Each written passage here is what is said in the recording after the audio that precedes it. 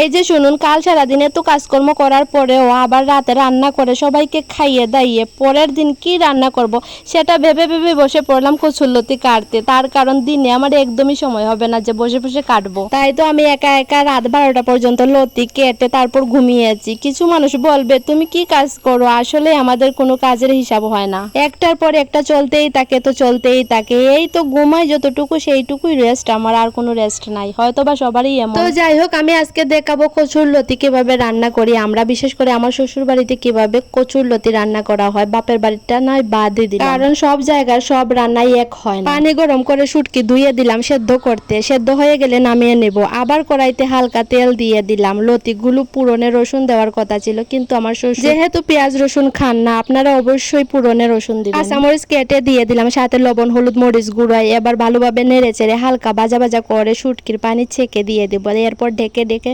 রান্না করে। এতক্ষণ যারা যারা আমার এই ভিডিওটা দেখেছেন তাদেরকে অসংখ্য অসংখ্য ধন্যবাদ।